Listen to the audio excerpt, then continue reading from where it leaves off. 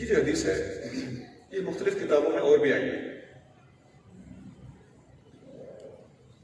یہ حدیث حضرت حسان بن ثابت رضی اللہ تعالیٰ عنہ کے دیوان میں بھی موجود ہے، اور وہاں پر یہ لکھا ہے کہ اسی موقع پر نبی کریم صلی اللہ علیہ وسلم نے حضرت حسان کو فرمایا تھا، یا حسان قل ما قلت فی وفی ابی بکر، اے حسان ذرا سنا وہ کہاں جو تو نے میری اور ابو بکر کی شان میں اکٹھا لکھا. اس موقع پر فرمایا. اور مستدرک حاکم میں دو جگہ پر یہ حدیث موجود ہے کہ نبی کریم صلی اللہ علیہ وسلم نے اس پس منظر کے بغیر وہاں پر حدیث ہے. آقا صلی اللہ علیہ وسلم نے فرمایا، اے حسان اقلت فی ابی بکر شیئا، تم نے ابو بکر کی شان میں کچھ لکھا ہے؟ تو انہوں نے عرض کیا، حضور میں نے لکھا ہے. فرمایا قل حتی اسمع، ابو بکر کی شان سناؤ، میں سننا چاہتا ہوں. اب ڈھیر کتابوں میں سے میں نے حدیثیں اکٹھی کر کے آپ کے سامنے خلاصہ رکھ دیا. اب حسان بن ثابت رضی اللہ تعالیٰ عنہ منقبت سناتے ہیں، لیکن ایک بات اعلیٰ حضرت کی بھی سن رہے ہیں. امام اہل سنت شاہ احمد اللہ خان بریلوی رحمۃ اللہ علیہ یہاں لکھتے ہیں، آپ فرماتے ہیں اس دنیا میں نبی کریم صلی اللہ علیہ وسلم نے یا اپنی نعت کی فرمائش کی ہے یا ابو بکر صدیق کی منقبت کی فرمائش کی ہے. حضور نے ابو بکر صدیق کی منقبت کے علاوہ کسی اور کی منقبت کی فرمائش نہیں کی ہے.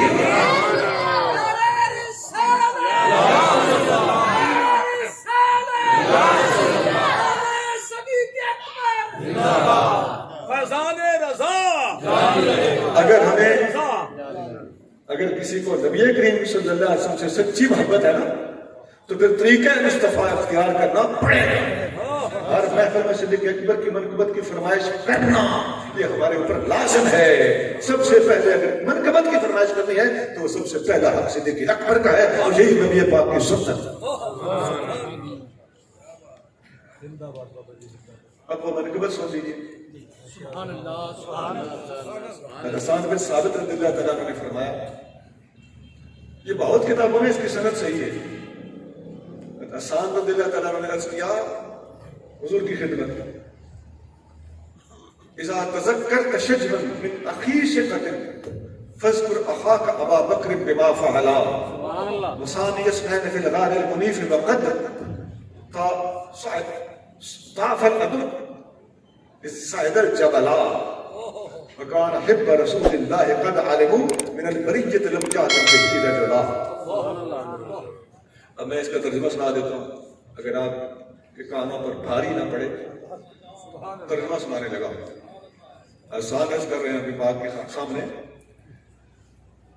اذا تذکرت شجبا، جب دلیروں کی بات ہو،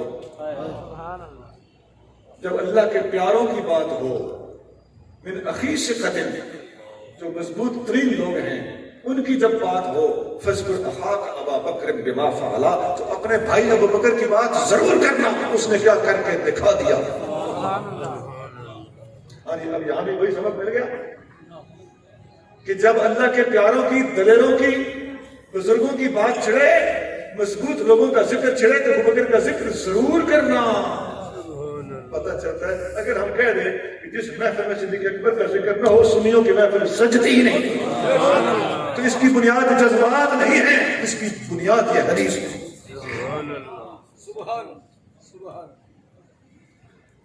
اللہ کا بڑا کرم ہوا، سنی اب اس طرف متوجہ ہو گئے. اللہ نے خود بندوبست کیا ہے. اگلا شعر کیا ہے، ثانی اثنین فی الغار المنیف وقد طاف العدو به صعد الجبلا، وہ دو میں سے دوسرا تھا. یہ میں نے عرض کیا کہ حدیثوں میں صدیق اکبر کو دو میں سے دوسرا کہا گیا ہے. جب وہ اونچی غار میں تھے اور دشمن غار کے چکر لگا رہا تھا. اور تیسرا شعر ہے، وَكَانَ حِبَّ رَسُولِ اللَّهِ قَدْ عَلِمُوا، وہ رسول اللہ صلی اللہ علیہ وسلم کا محبوب تھا.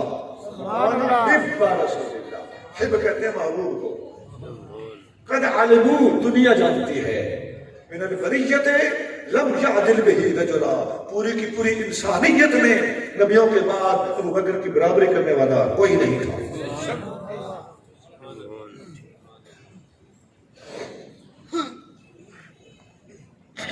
یہاں جو ایک لفظ استعمال ہوا مکان حب رسول اللہ، اس طرف بھی توجہ دلاتا ہوں، رسول اللہ کا محبوب۔ ہم نے جہاں تک مطالعہ کیا ہے 2 ہستیوں کے بارے میں حب الرسول کا لفظ کتابوں میں ملا ہے۔ صحیح بخاری میں اسامہ بن زید کے بارے میں، اور یہاں پر حضرت بکر صدیق کے بارے میں، یہ حب الرسول کے القاب ان کے لیے ہم نے پڑھے۔ اب دوسرا پہلو ہم شروع کرنے لگے۔ یہاں تک میں نے اختصار کے ساتھ ثانی اثنین والی آیت کے بارے میں چند گزارشات پیش کی۔ دوسرا پہلو دیکھیے، ایک دفعہ حضرت ابو درداء رضی اللہ تعالیٰ عنہ ایک معروف صحابی ہے، ابو بکر صدیق کے آگے آگے لگ کے چل رہے تھے۔ یہ امام احمد بن حنبل نے حدیث نقل کی ہے اور کتابوں میں ہی ہے۔ حضرت ابو درداء کو جب حضور نے دیکھا کہ آگے آگے لگ کے چل رہے ہیں تو حضور صلی اللہ علیہ وسلم نے فرمایا یا ابا درداء، اے ابو درداء، اتمشی قدام رجل لم تطلع الشمس على رجل افضل منه سوى النبيين والمرسلين، اس بندے سے آگے لگ کے چل رہے ہو جس سے افضل بندہ نبیوں کے بعد اس سورج نے نہیں دیکھا۔ سبحان اللہ، سبحان اللہ،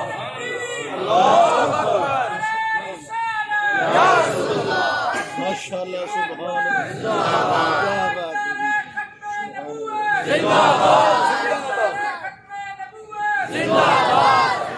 اور بھی دراز سنتے آ رہے ہیں، اب ذرا پڑھو اوپر کیا لکھا ہوا آپ کے بینر پہ، افضل البشر بعد الانبیاء، یہ فرمان مصطفیٰ ہے۔ لم تطلع الشمس على رجل افضل منه سوى النبيين والمرسلين۔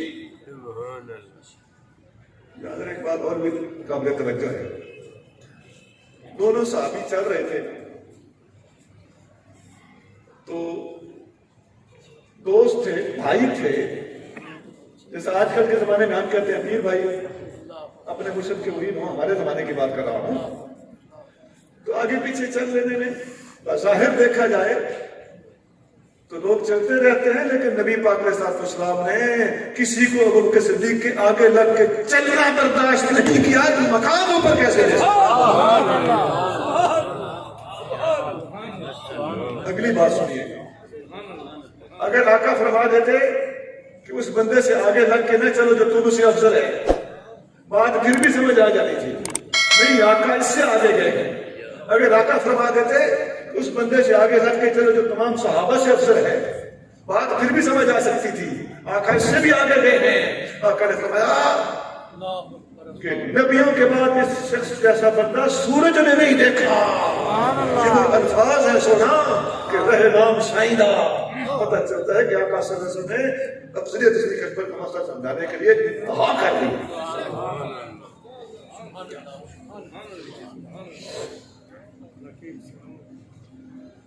ایک اور حدیث میں آتا ہے، مستدرک حاکم میں صحیح حدیث ہے، حضرت سعید بن مسیب رضی اللہ تعالیٰ عنہ فرماتے ہیں، اصل میں بعض ہمارے جب میں دیکھتا ہوں پتہ چل جاتا ہے کہ اندر کیا ہے۔ بعض لوگ کہتے ہیں جی او بھائی حدیث مرسل حدیثوں کے نزدیک زیادہ معتبر ہوتی ہے، دوسرے نمبر پہ سند اس کی صحیح ہے، تیسرے نمبر پہ صحابہ بھی ایک دوسرے سے روایتیں لیتے تھے، صحابی ہر صحابی نے ہر بات حضور سے نہیں سنی، صحابہ نے صحابہ سے حدیثیں لی ہیں۔ عبداللہ بن عباس نے 4 حدیثیں خود حضور سے سن کے بیان کی ہیں اور ہزاروں حدیثوں کے راوی ہیں، باقی ساری حدیثیں عبداللہ بن عباس نے باقی صحابہ سے سیکھی۔ مختلف عنوانات پر جب حدیثیں پیش کرتے ہیں تو سمجھتے ہیں کہ اگلے بیچارے ایسے ہیں، سونا اس موضوع پر جاؤ گے نا تو آپ کے پاس ایک حدیث بھی نہیں بچے گی، یا مطلب بہت محدود سا معاملہ رہ جائے گا۔ حضرت سعید بن مسیب رضی اللہ تعالیٰ عنہ فرماتے ہیں کہ کان ابو بکر من النبی مکان الوزیر، ابو بکر صدیق نبی پاک علیہ السلام کے ساتھ وزیر کی طرح رہتے تھے، یہ حضور کا وزیر اول ہے۔ حدیث میں آتا ہے آسمان میں میرے وزیر جبریل اور میکائیل ہیں اور زمین میں میرے وزیر ابو بکر اور عمر ہیں۔ اب ذرا بتائیے نا، جبریل اور میکائیل حضور کے سیاسی وزیر ہیں جس طرح کے وہ وزیر ہیں اس طرح کے یہ وزیر ہیں، فرق یہ ہے کہ وہ آسمان میں ہیں، یہ زمین میں۔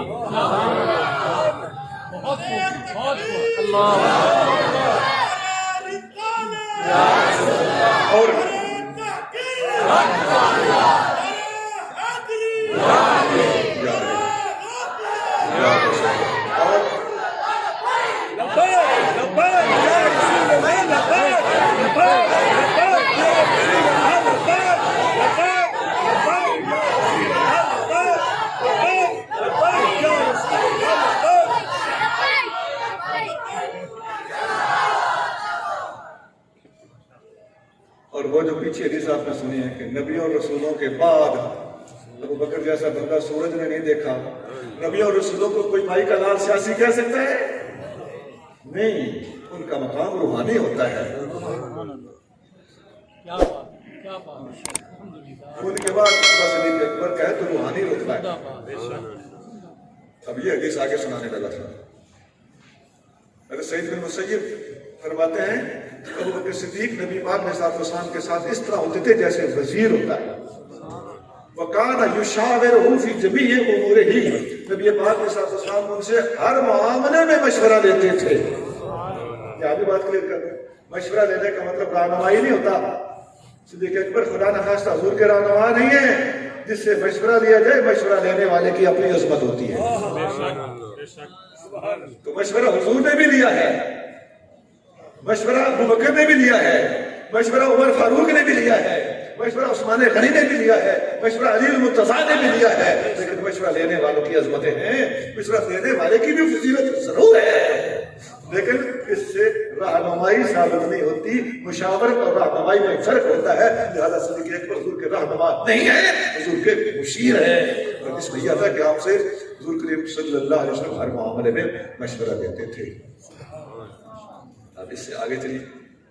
وَقَانَ ثَانِيهِ فِي الْإِسْلَامِ، ابو بکر صدیق حضور کے اسلام میں ثانی تھے۔ وَقَانَ ثَانِيهِ فِي الْغَارِ، ابو بکر صدیق غار میں حضور کے ثانی تھے۔ وَقَانَ ثَانِيهِ فِي الْعَرِيشِ يَوْمَ بَدْرٍ، بدر کی جنگ میں عرشے کے نیچے ابو بکر صدیق حضور کے ثانی تھے۔ وَقَانَ ثَانِيهِ فِي الْقَبْرِ، قبر میں بھی ابو بکر صدیق حضور کے ثانی ہیں۔ وَلَمْ يَكُنْ رسول اللہ صلی اللہ علیہ وسلم يقدم علیہ احدا، نبی پاک نے ساتھ ساتھ ابو بکر صدیق سے آگے کسی کو بھی نہیں سمجھتے تھے۔ ہاں جی، اس حدیث کو تو آپ نے سن لیا ہے، آپ نے سوچا یہ فضیلت بات باقی فضیلت ہے، لیکن سنا یہ فضیلت بھی ہے اور اس میں 7 شانیں ہیں، اور 7 شانیں صدیق اکبر کی ایسی ہیں جو خصائص ہیں۔ فضیلت اور خصوصیت میں بھی فرق ہوتا ہے۔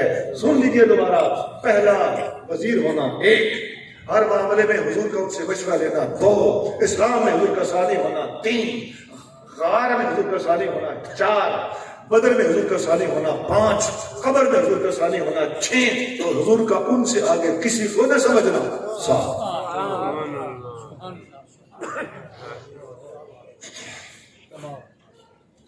صدیق اکبر کے خصائص گنے، واللہ میں نے گنے ہیں تو میری ہمت جواب دے گی صرف 20 خصائص، فضیلتیں میں نہیں کہہ رہا، صرف 20 خصائص تو ایک بخاری میں، باقی کوئی گنے گا تو سمجھ آئے گا۔ لگتا ہے ختم ہونے کو نہیں آ رہے۔ امام نووی نے ایسے نہیں لکھا کہ صدیق اکبر کے مناقب و فضائل لا تحصا، گنے ہی نہیں جا سکتے، اور جس کے غلام کے مناقب نہیں گنے جا سکتے اس آقا محمد کریم صلی اللہ علیہ وسلم۔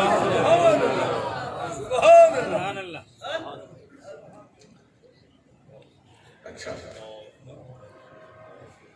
اس میں ایک جاتے جاتے اور بھی وضاحت کر، اس حدیث میں آپ نے سنا کہ وَقَانَ ثَانِيهِ فِي الْغَارِ، اس آیت کی وضاحت مزید ہوگی کہ ثانی سے مراد اس حدیث میں کیا مطلب، میں نے کہا تھا حدیث سے پڑھیں تو پتہ چلتا ہے کہ ثانی صدیق اکبر ہے، تو اس حدیث سے بھی اس میری بات کی تائید ہے۔ یہاں داتا صاحب نے ایک بڑی خوبصورت بات لکھی، لم یکن رسول اللہ یقدم علیہ احدا، نبی پاک نے صاحب صدیق اکبر سے آگے کسی کو نہیں سمجھتے تھے۔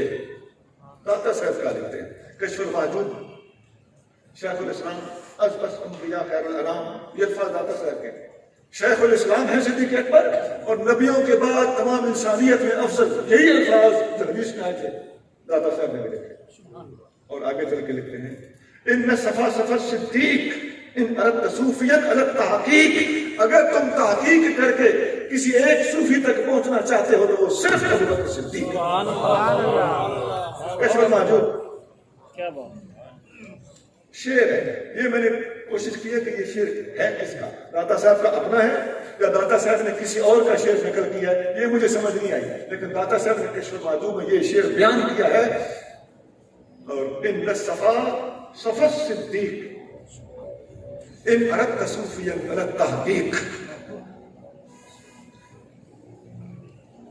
صدیق اکبر کے مناقب کا پورا باب باندھا ہے داتا صاحب، یہ بھی بتاتا چلتا کیونکہ ہم تو ہر طرف سے ہمیں دیکھنا ہوتا ہے نا۔ آپ نے جہاں صدیق اکبر کے مناقب کا باب باندھا ہے، عمر، عثمان، علی، حسن، حسین، سب کے مناقب کا باب باندھا ہے۔ ہم نے غلط فہمیوں کے تمام دروازے بند کرنا ہوتے ہیں، اس لیے تھوڑا سا دیکھ ہمیں بھی ہٹنا پڑتا ہے۔ سنا آپ صدیق اکبر کے مناقب کے بعد میں باپ میں کیا لکھتے ہیں؟ داتا صاحب لکھتے ہیں